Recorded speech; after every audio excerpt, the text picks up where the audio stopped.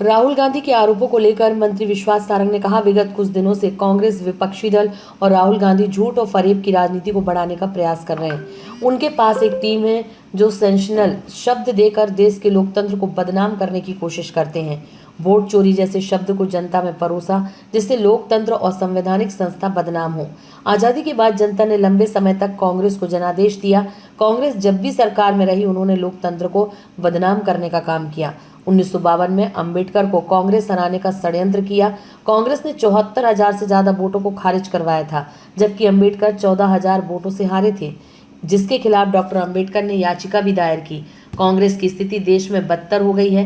कांग्रेस ने हर समय अपनी हार का ठीकरा चुनाव आयोग पर लगाया। कांग्रेस को अपनी नीति पर विचार करने की जरूरत है। जनता हर समय उन्हें हरा रही है। चुनाव आयोग गड़बड़ी करता तो क्या राहुल और प्रियंका गांधी चुनाव जीत पाते? क्या उनकी सरकार बन पाती? कांग्रेस शासित कर्नाटक के मंत्री ने राहुल गांधी की बात का खंडन किया। कर्नाटक में कांग्रेस सरकार ने वोटर लिस्ट में गड़बड़ी की तो उन्हें हटा दिया। मंत्री राजन्ना को सफाई तक नहीं देने दी।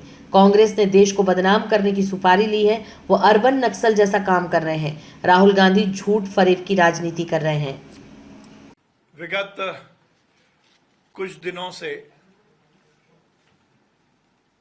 कांग्रेस विपक्षी दल और खासकर राहुल गांधी जी पुनः झूठ और फरेब की राजनीति को इस देश में बढ़ाने का प्रयास कर रहे हैं।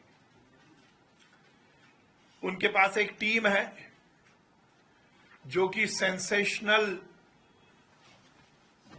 शब्द देकर इस देश के संविधान, इस देश की संवैधानिक परंपराएं, इस देश की संवैधानिक संस्थाएं और इस देश के लोकतंत्र को बदनाम करने की लगातार कोशिश करती है।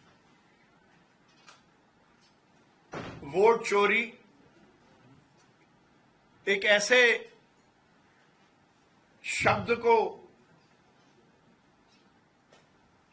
अपने वक्तव्य के माध्यम से उन्होंने जनता के बीच परोसा, जिसके कारण उनका जो प्रयास था कि पूरी दुनिया में हिंदुस्तान का लोकतंत्र और हिंदुस्तान की एक बहुत ही निष्पक्ष संवैधानिक संस्था बदनाम हो। और ये काम कांग्रेस हर समय से करती आई है। 1947 के बाद, आजादी मिलने के बाद इस देश की जनता ने कांग्रेस को लंबे समय तक शासन करने का अधिकार दिया, शासन करने का आदेश